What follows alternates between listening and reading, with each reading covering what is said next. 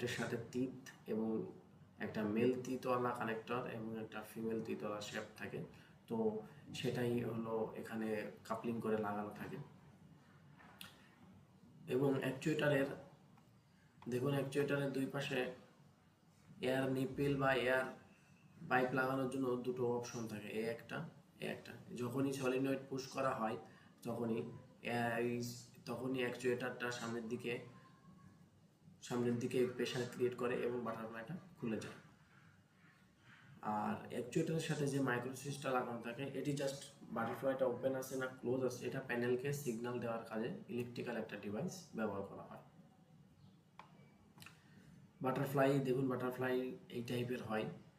Butterfly আমরা সবাই দেখেছি, তারপরেও দেখানোর চেষ্টা করছি। বাটারফ্লাই এই টাইপের হয়। এখানে ছবি, এখানে খোলা অবস্থায় দেখানো হয়েছে আর এখানে বন্ধ অবস্থায়। আর এগুলো হচ্ছে এয়ার পাইপ, প্রেশার অনুযায়ী এবং প্লান্টের ডিমান্ড অনুযায়ী 12 mm বা 10 mm যে কোনো টায়ার ইউজ হয়ে থাকে।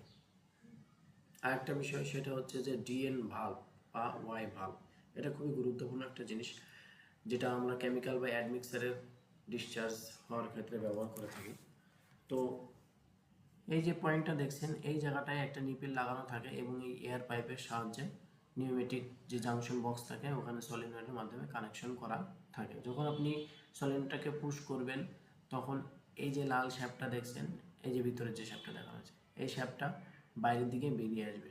অর্থাৎ এই যে অংশটা দেখছেন এখানের এই বন্ধ জায়গাটা ও গ্যাপ করে খুলে দেবে।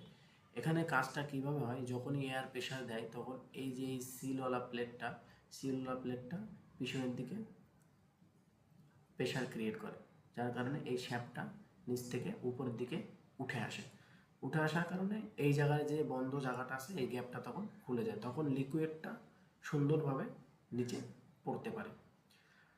তো ভিউয়ার্স, এইগুলোই ছিল আজকের বেসিন প্লান্টের যতগুলো এয়ার ডিভাইস আছে সবগুলোই আপনাদেরকে দেখানোর চেষ্টা করেছি। Solenoid coil, inline valve, exhaust valve, silencer, Y connector, L connector, FRL unit, air cylinder, actuator, MIC, air pipe, DN valve সবগুলোই দেখানোর চেষ্টা করেছি এবং বোঝানোর চেষ্টা করেছি কোনগুলো কীভাবে কাজ করে। ভিডিও ভালো লাগলে অবশ্যই লাইক করবেন, কমেন্ট করবেন, শেয়ার করবেন আর অবশ্যই আমার চ্যানেলটাকে সাবস্ক্রাইব করবেন। ধন্যবাদ, আশা করি ভালো থাকবেন।